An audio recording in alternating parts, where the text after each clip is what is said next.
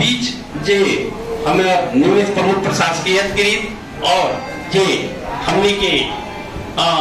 गौरवा मावी के प्रधानाध्यापक जी रह के गेलन है। वास्तव में हम कुछ वो संबंध में कहे के चाह रहा छी। हमरो अपन व्यक्तिगत राजनीतिक इतिहास बा। हम जे शुरू से 2046 से लागल बाड़ी, अभी तक एक पार्टी में रहल बाड़ी। पार्टी विद्रोह करके गेल जे हमनी के जे रौतहट के ज्यादा नेता रहे पूर्व प्रधानमंत्री माधव कुमार नेपाल जी, उनका साथ ही हमनी बारे। उनके चलते आज हमनी के जे 79 के चुनाव हुए, हमनी के वृंदावन नगर पालिका में की समाजवादी के तरफ से बहुमत के साथ हमने चुनाव जीत ली।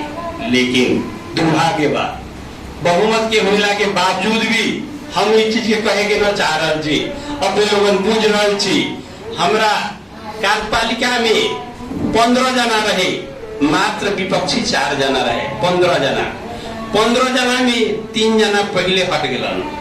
बच गए 11 जना। 11 जना में भी 3 जना हट गलन, बच गए हम 8 जना। पहले 4 गो विपक्षी रहे, बाद में 6 होके 10 हो गए। और हम जे निर्वाचित हुई, वास्तव में जे 5 वर्ष में जे वितिथि रहे व्यतिथि ओकरा के हम थिति में ले आवे के चाहले रहे। लेकिन इससे पहले हम सुन ले रहे, बच्चा रहे तो से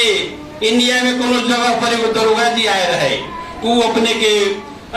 मानने उदाहरण पर इन्हें मानू सुधारे अले, लेकिन दरोगा जी अपने सुधर के चल गया। वैसे ही हम अपना के महसूस कर रहा जी वृंदावन नगर पालिका में। हम अपना के 2046 साल से पार्टी में एकदम कटिबद्ध रूप में एकदम सशक्त ढंग से मतलब लागल व्यक्ति बारी। वो व्यक्ति के आज वृंदावन नगर पालिका में 5 वर्ष में की होल बा अपने लोगों से छुपल न बा, लेकिन अभी साल भर में की हो रहा बा अपने लोगों के मतलब सामने में बा। ओकर कारण बा यहाँ भ्रष्टाचार चाहे वृंदावन नगर पालिका में, विकास न चाहे, सुशासन न चाहे। हम विकास करे के चाहली, सुशासन देवे के चाहली, लेकिन हम अल्प पद में पड़ गए। और मत पड़ गए के कारण ई जे हमर जे अपने लोग परिस्थिति बुझे छी, वास्तव में की होइता विनोद पटेल असक्षम, साल भर में योजना न चलावे सकल, विकास न करे सकल, सुधार करे न सकल। लेकिन एक कारण बा हम बहुत सुधार करे के चाहली, लेकिन यहाँ अराजक तत्व लोग, भ्रष्टाचार में लिप्त हुए लोग हमरा के घेराबंदी में पार के हमरा के कुछ लोग न करे देलन। एकर नतीजा की है, मतलब जे भी सर्वसम्मत हो गए, बहुमत हो गए, अब दोनों में एको गो न होई, हम तो कुछ करे न सकम। लेकिन हमहू चाहली सुधारे के लिए जे यहाँ रहे, जे भ्रष्टाचार हुए, अन्यायचार हुए, ओकरा सुधारे के लिए। लेकिन हम सुधारते सुधारते हम अपने सुधर गए बाड़ी, अपने लोगों को कहे के चाह रहा जी। लेकिन हम सुधरल न बाड़ी, बुझली, हम सुधार के छोड़म, बुझली। हम आज से अपने लोगों को प्रण करे के चाह रहा जी जे इससे पहले प्रमुख प्रशासकीय अधिकृत नागेंद्र यादव रहे, 5 वर्ष में की कहलक। इससे पहले जे निर्वाचित जे नगर प्रमुख सहित के रहे जे का कहलन, वो अपने तो छुपल न बा। लेकिन हम ऐसा लोकप्रिय कार्यक्रम विकास निर्माण के सुशासन के लिए आए रही, और मतलब हर एक कर्मचारी, हर एक मतलब सेक्टर के शिक्षा स्वास्थ्य में सुधार ले आवे के चाहले रही। लेकिन हमरा घेराबंदी में आई आषाढ़ ऐसा चीज में 12 गते जेठ के हाकिम गेल, 32 गते तक ओकर विदा रहे। लेकिन उ मतलब वहां गेल, उ मंत्रालय अपने के ओकर विदा स्वीकृत कर दिलक 32 गते तक। कहू तो कैसन मंत्रालय बा।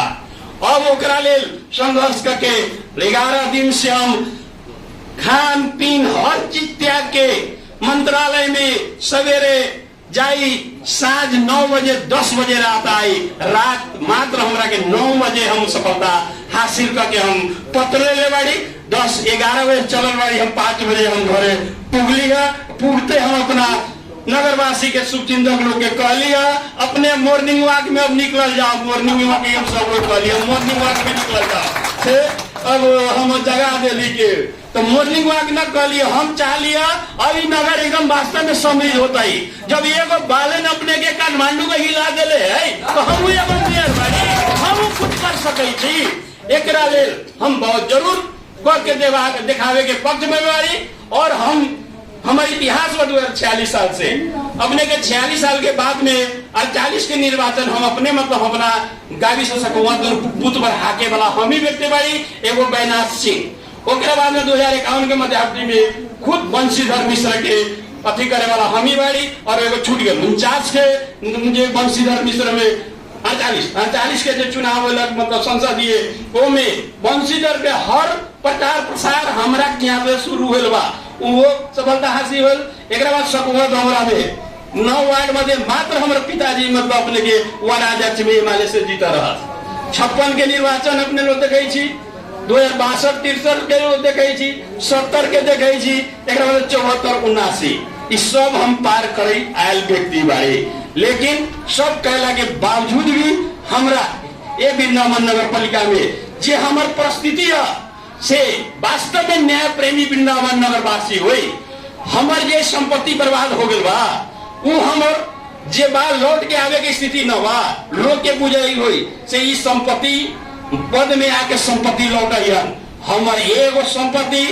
जो पेट्रोल पंप देख रहा जी 10 कट्ठा रहे 10 करोड़ के संपत्ति बा अपने के जे राधेश्याम मतलब जे जमीन किनले बा 5 कट्ठा आलू के बेच दिली 5 करोड़ के संपत्ति बा 5 बीघा जमीन हम अपना कार्यकाल में बेच दिली। और अभी जे जमीन जाता बा टोटल नीलामी बा अपने के NICC नीलाम कर दिले बा अपने के कमरा सेवा नीलाम कर दिले बा। ऐसा हमारी स्थिति बा फिर भी हमारी रिटर्निंग के स्थिति में हम ना बाड़ी हमरा पैसा चाहिए लेकिन विकास करे के चाह रहे जी 5 वर्ष में कहा हो अपने अंगिल कलू वही नदी से अपने के करोड़ों करोड़ संपत्ति वो खुद रूप में लोग कमा लेवा उतने ना हमनी के एगो अमानत में देवे के चाहली वो अमानत तक भी न हो देला जाके थैली छीनल गेल पीटल गेल। हमरा जैसा आदमी के मतलब नगर प्रमुख के ऊपर ढूंगा मुड़ा हो हमरा ऊपर बोले अपने के गौर में जिला प्रशासन में ढूंगा मुड़ा हो 38 दिन यही लिए आंदोलन हो जबकि भ्रष्टाचार छोड़ के ये नगर पालिका में कोनो विकास न होल बा। 5 वर्ष के अवधि में वे जे रोड बा गौरव के विश्राम वो निर्माण बा की कभी देख लू एगो आँख अस्पताल वो अपने के वही लिबा उहे देख लू और बाकी अपने के कौन विकास होल बा अपने के देख लू। अब रह गेल यहाँ जे हमरा के असक्षम बनावेला कि जे षड्यंत्र देखे केंद्र में भी मतलब गठबंधन है लेकिन वृंदावन नगर पालिका में गठबंधन बा विनोद के विरोध में गठबंधन बा विनोद के विरोध में गठबंधन बा। तो हम भी अब अपना के जे बालन शैली है हम चाह रहे बालन शैली अपना के आगे बढ़े के लिए शिक्षा में सुधार ले आम स्वास्थ्य में सुधार ले आम विकास निर्माण कराए और मतलब जे हमरा 1 से 9 वार्डवा ओकरा मावी विद्यालय आधारभूत विद्यालय प्रावी और जे 9 वार्ड में अपने के स्वास्थ्य चौकी सभा ऐसे ये जितना भी बा ओकरा के हम चाह रहे छी यही जगह से CCTV द्वारा एकदम मॉनिटर क के कहा की होता न होता हम अब चाह रहे छी वो ढंग से आगे बढ़े के लिए। अब रह गेल हम ही जरूर प्रतिबद्धता करे छी अपने लोग के सामने में ई जे ई प्रशासकीय अधिकृत के अपने के की ओखले कि मागुर बुझे लाए रहे रहलक 10 पैसा ओकरा कथी न होल बा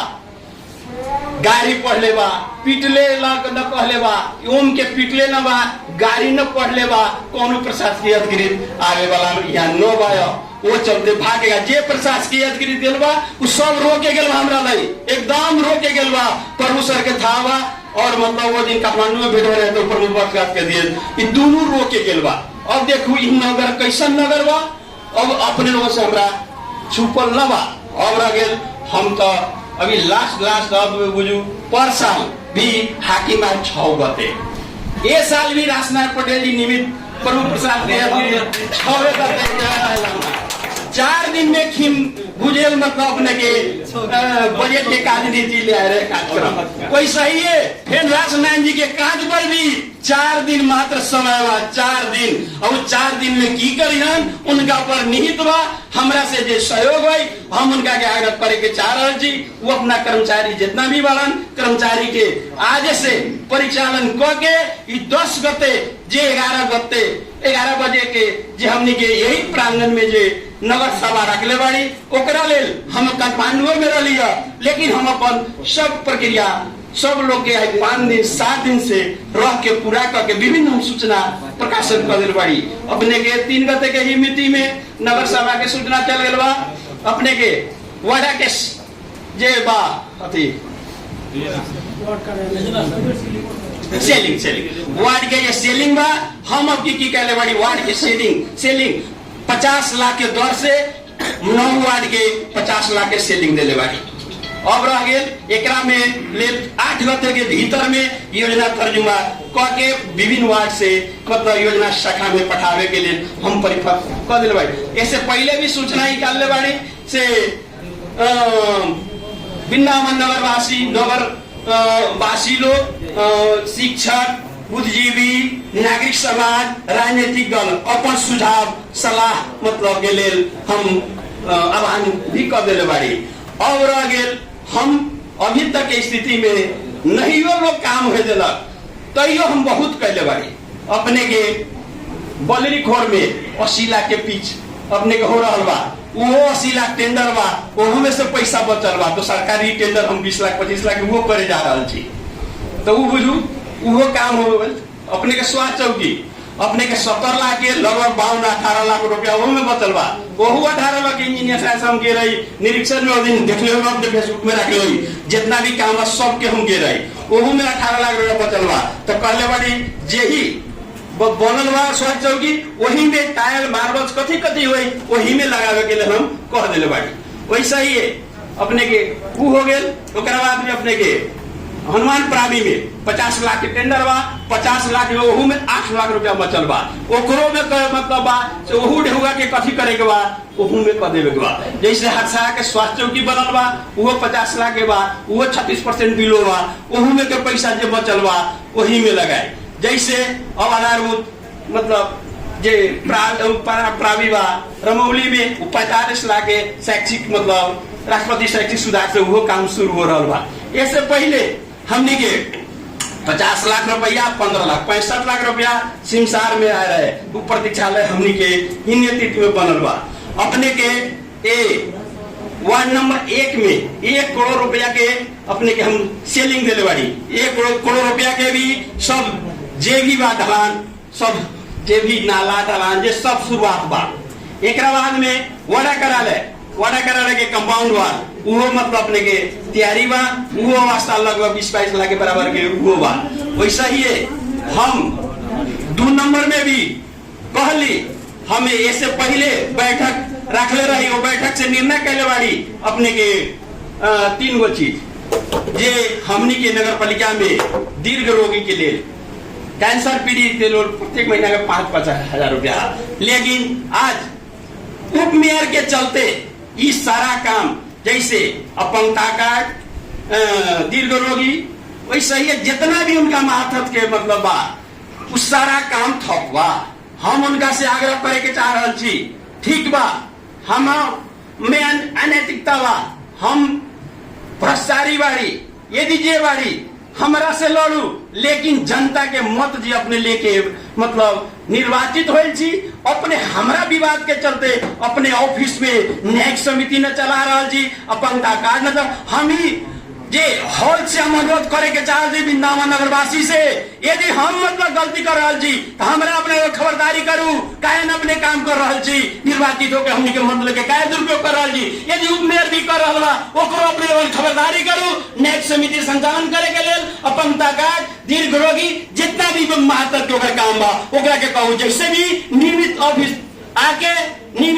आके आज से बिहान से शुरुआत करब हमरा ठीक है। हमार कार्यपालिका के बैठक हुई हमार प्रस्ताव यदि ठीक न हो तू मतलब पास न कर लेकिन बैठक में तो आगे के पड़ल। यदि हमार प्रस्ताव ठीक है जनता के हक हित में है तो ये हमनी के बीच के कमीशन के खेल में तेल के खेल में जागीर के खेल में ये जनता के चाहे गुमराह में पारल उचित न है। का उप मेयर हो का मेयर हो का वार्ड अध्यक्ष हो चाहे नगर परिषद के सदस्य हो के ये सब उचित नगरवासी के हक हित में न बा। ओकरा ले अपने के 8 नंबर में भी हमार टोटल काम शुरू हुआ, 8 नंबर में भी हो रहा बा, 9 नंबर में भी हो रहा बा, लगभग 8 में 2 करोड़ के काम हो रहा बा, 9 में लगभग 2 करोड़ के काम हुई, 7 नंबर में भी 2 करोड़ के लगभग काम हो रहा बा। अब रह गए अपने लोग को हम काहे न काम और वार्ड में हो, हम निर्णय के बाड़ी ये जे कार्यपालिका के बैठक हो रहे ओमे कैंसर पीड़ित आवल हमरा बड़ा दुख होखले, बेचारा सके पीप भाव गई रहा कि जो 2 दिन निर्णय के बाड़ी से जितना भी 1 से 9 वार्ड तक कैंसर पीड़ित बा ओकरा के हमने एक बार आर्थिक सहयोग कह के प्रत्येक कैंसर पीड़ित के 15-15 हजार रुपया के दर से हम मतलब वो दिन नगर कार्यपालिका से निर्णय के बाड़ी और ओकरा के हम आगे बढ़ावे के भी चाह रहा छी। वैसा ही है अपने के 1 से 9 वार्ड तक योजना समझौता, वो भी हमनी के योजना समझौता के कहले बाड़ी, लेकिन 7 नंबर योजना समझौता करे न आयल बा। हम 7 नंबर वार्ड से अनुरोध करे के चाह रहा छी, ओमे नगर प्रमुख कोनो दोषी न बा। अब रह जौन भी वार्ड के जे अपने के अथी दायित्व है वार्ड अध्यक्ष के महातत्व में है, वो 80 लाख रुपया जे गेल है वो वार्ड अध्यक्ष न चलत है, उसमें हम कुछ न कर सके जी। और अपने लोग 7 नंबर के जरूरी हो अपने के नगर स्तरीय 50 लाख रुपया बा धमौरा चौक से अपने के मोदारसा तक गांव में, वो अपने लोग मदन पाल जी के कहो न करो तो हमरा से संपर्क करो, दोसर मतलब समिति निर्णय करके वो 50 लाख के अपने लोग काम कराओ। और वैसा ही है 6 नंबर वार्ड के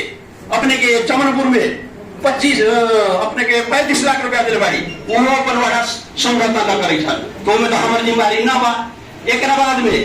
है ना वो नगर स्तरीय यदि मदर मंसूर जी चाहिए ओकरा के हम 35 लाख के मतलब नगर स्तरीय मुद्दा बना के काम करावे के लिए उनका के आग्रह करे छी। यदि जरूरी है तो हमरा से मांगा। जैसे 6 नंबर वार्ड में 80 लाख रुपया हमारे 6 नंबर के सिसवा के 40 लाख रुपया दिले बाड़ी महेंद्र दास सुनई बाड़न, यदि काम न करियन नगर प्रमुख दोषी न बा, उ जे सिसवा टोल के लोग बा उ जे लगभग 33 लाख काम बा 33 लाख न करियन उ जबर दहेगा उनका देवे के बा। वैसा ही कमलपट्टी में लगभग 35 लाख रुपया बा नाला ढलान, वो भी हम सब कुछ करा दिले बाड़ी। यदि संजय शाह और मतलब रेखा देवी पासवान महिला सदस्य बा यदि न करेगा लोग बन जानी है। अब रह गए 9 काम हो रहा बा, अपने के 8 काम हो रहा बा, 6 काम हो रहा बा, 1 में काम हो रहा बा। हम काका पका कोनो के बाड़ी हम अनुरोध कर रही और यदि समय मिले यदि समझौता हो के स्थिति में काम करावे गोड़े अपने आओ, यदि अपने लोग काम करावे के बा बैक डेट में ही कोनो करे के काम होते वो हम अपने लोग कहे जी जहां से भी करा के मतलब समझौता करा के कार्यादेश देवावे के अभी भी बैक डेट में हम कह रहे, लेकिन चाहम तो और आगे हम अब ये बहुत पाठ सीख लेली। अब हम चाह रहे छी वास्तव में हम निर्वाचित होली कहले रही हम भ्रष्टाचार करो न करे देम तो वास्तव में कहली, लेकिन हम अपने फेल हो गई। फेल काहे हो गई? वास्तव में कुछ सीमित लोग है भ्रष्टाचार करे वाला, सीमित लोग है, सीमित राजनीतिक दल के लोग है, चाहे सीमित मतलब जनप्रतिनिधि लोग है, लेकिन आई जनता जागा रहती है काई जे ये नगर पालिका के विकास निर्माण जो न हो जा रहा है, ये 38 दिन आंदोलन न होती है, ये लोग यदि यहाँ के जनता चाहती है तो वो टेंथ कम न कम घर के चल गई रहती है। आई नगर ऐसा प्रमुख के ऊपर ढूंगा मुड़ा जिला में सीडीओ के सामने यहाँ डीएसपी के सामने ये में भी पछाड़ी कुछ कारण है। हम अपने लोगों के आग्रह करे के चाह रहा छी से विनोद पटेल कुछ जे निर्वाचित होल है वो कुछ लेवे ना आयल है, विनोद शरणार्थी है, बुझो तो भिखारी है। कुछ लोग हमारा पहले चुनाव से पहले रहे से ओकरा टिकट दे दे तो चुनाव जीते ओकरा तो ढेउआ होते ना है, वो तो कटोरी लेके भीख मांगे जाते। लेकिन आई भीख मांगा होला के बावजूद भी जे नगरवासी हमरा के उत्साहजनक बहुमत के साथ जे जीत गए ओकरा हम धन्यवाद देवे के चाह रहा छी। लेकिन वास्तव में वो भिखारी कहले तो भिखारी चुनाव से जीत के दिखा दिले, लेकिन आज भी भिखारी है, लेकिन भिखारी अपन रिटर्निंग न चाह रहा है। लेकिन यहाँ के जो पुराना राजनीतिक दल है, पुराना निर्वाचित लोग है, वो भ्रष्टाचार कैले है, वो भेन चाहते जे भ्रष्टाचार जो कैले वैसे ही हम विनोद के पार के जैसे एक सीट से वो सब निर्वाचित न होले वो चलते हमरो के चाहिए तो हम वैसा होए वाला नवाड़ी लोग तो अभी कहे थे विनोद पटेल अपना के बहुत अपना के मसीहा बुझे लेकिन विनोद पटेल वृंदावन नगर पालिका में फेलियर हो गए वास्तव में फेलियर हो गए लेकिन हम से खुशी बाड़ी काहे खुशी बाड़ी आज हमरा गाड़ी पड़ता से विनोद पटेल न कुछ करे सकल हम तो प्रेमी जनता के कुछ तो न ले ले ठीक है फेलियर तो लोग बुझ रहा है वास्तव में हम फेलियर बाड़ी के हमरा के फेलियर करावल जा रहा है वो चलते अपने लोग एक के अनुभव कर जाओ लेकिन अब रह गए हम 5 वर्ष में जे गतिविधि हो तो हम न हो देवे लेकिन यहाँ वे लोग चाहते हम न हो देवे अब रह गए हम खुशी काहे बाड़ी हमरा गाड़ी पड़ते विकास न करे ये न करे लेकिन भ्रष्टाचारी तो हम न करवे भ्रष्टाचार जो लोग कैले जो तक हम समानता पर न होवे तो वो से हम कहे जी आजू के गाड़ी नीमन लेकिन 5 वर्ष के गाड़ी हमरा न चाहिए आज के गाड़ी हमरा सही हमरा 5 वर्ष के गाड़ी न चाहिए अब रह गए यहाँ बैंक स्टेट मांग रही अभी नेपाल में 753 स्थानीय निकाय है लेकिन कहियो न बैंक स्टेट में कौनो न दिले है कौनो न आज ये वृंदावन नगर पालिका से बैंक स्टेटमेंट दिया है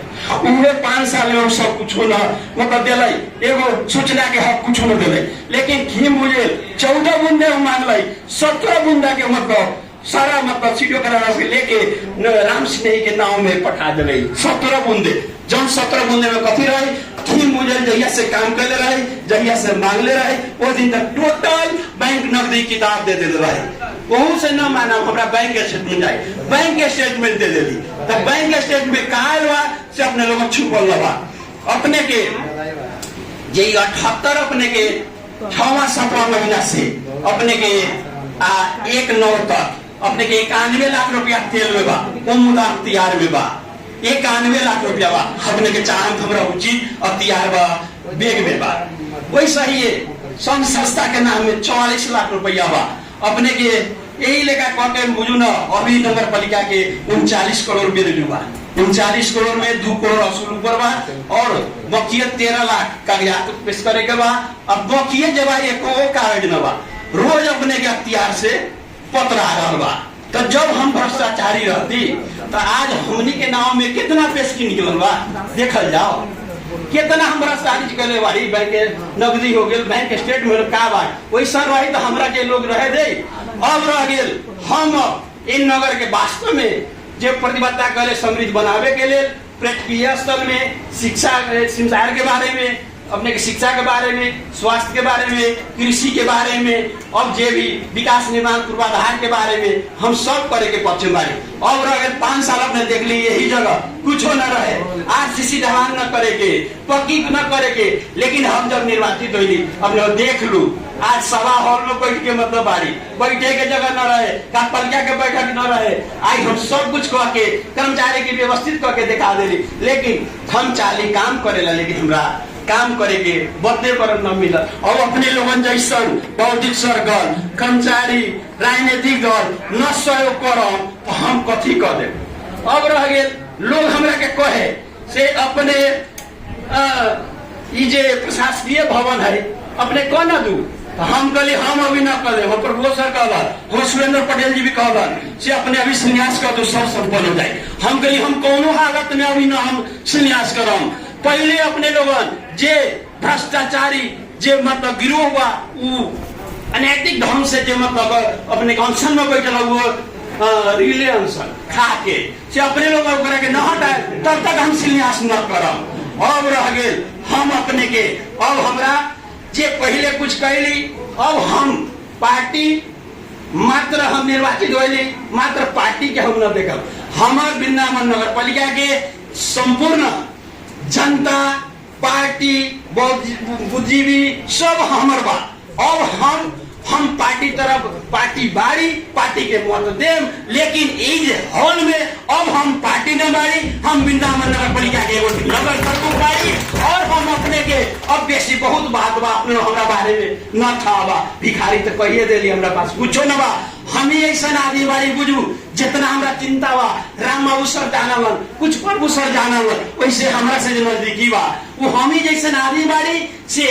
आत्महत्या न करे छी पॉइजन न खाई छी ब्रेन हेमरेज ना होता, हार्ट अटैक ना होता। जी हमारे पास परिस्थिति बा, वास्तव में हमरा मतलब ई रहे लायक ना बा। वास्तव में जब परिस्थिति बा हमरा के राजीनामा को दे भी पार्टी में उचित हुआ, राजीनामा को दे उचित हुआ। लेकिन हमरा राजीनामा आज हम विकास करे के चाह रहा छी, हम कुछ करे के चाह रहा छी, हमरा जन समर्थन न भेलक तो हम कथी करम? हमरा मन लागी काम करे में, फिर भी हम कायर बने के न चाह रहा छी, खुटा कमाए के न चाह रहा छी। हम चाह रहा छी विपक्षी के बालन शैली में आगाड़ी बढ़ के हम प्रयास करम। और हम आपके सीधा बोला हमारे जे नगर सभा 10 गते बा, हम ई वारी पारी न वारी के देखम, पक्ष न पारी के देखम। वारी हमर बा, पारी हमर बा, 1 से 9 वार्ड हमर बा, हमर सब बा। वैसा ही है हम 15 सैया के अस्पताल जहां बा वो 4 वार्ड के हक में 15 सैया के अस्पताल के हम शिलान्यास बहुत जल्दी कराएं, वो हम करा देती। लेकिन अभी मुद्दा बा, मुद्दा के चलते अभी न हो रहा बा। एकरा लेल हम चाह रहा छी 9 वार्ड के कथी कथी ठीक होते, कृषि के तरफ केकरा बढ़ावल जाओ, पशु के तरफ केकरा बढ़ावल जाओ, अपने के फल फूल तरकारी जे हम चाहिए छी एगो हब कर दे। हाँ वैसा टाइप में हम मतलब 1 वार्ड में ई दियो, दूसरका वार्ड में वो दियो, तीसरका वार्ड में वो दियो, वो चाहे शॉर्ट क्रमशः हम चाहिए शॉर्ट के समेट के। और हम जे सिमसार बा वृंदावन बा जे हमनी से सब पहले से भरता तो हमनी के भी बागमती के पानी हम बहुत दिन बोलते रहे अपने रहे भरत ताल जे बा हमनी के भरत ताल ही काहे बनाओ। हमनी के एगो कृष्ण राधा मतलब अपने के कह के हमनी के निर्णय कैले बाड़ी, ओकर डीपीआर भी हमनी बना रहल छी। तो ओकरा लेल उहे एगो प्रक्रिया रूप में हमनी वही ई वृंदावन के सिमसार के आगाड़ी बढ़ावे के चाह रहा छी। हमनी के अभी जे पार्टी के तरफ से बेलामा नगर पालिका में वास्तव में मतलब बहुत अपेक्षा से ज्यादा बजट आवे के चांस है वाई। और हम ही कहे के चाहे छी जे ई अपने के प्रशासकीय भवन बा, हम ही कहे के चाहे छी 1 नंबर 2 नंबर 3 नंबर वार्ड एली बारी हम तीनों मुखिया कहले बारी। जगह के चलते जे मठ के जो जगह समिति दाखना हुए वो चलते इ न होल बा, हमरा वो जगह पर नियत न बा। हम अभी कहे के चाह रहे छी ई प्रमुख प्रशासकीय जे भवन बा हमर 3 करोड़ रुपया अभी हईते बा, 3 करोड़ रुपया डोली से आए वाला बा। हम ये आज घोषणा करे छी जे नगर सभा हमर 10 गते के बा 11 बजे से हम 10 गते के 5 बजे हम नगर के प्रशासकीय भवन के शिलान्यास मतलब यही जगह हम करे के चाह रहे छी। और हम राजनायन हम काल बैठे हम कालुए एगो चिट में लिख लेली,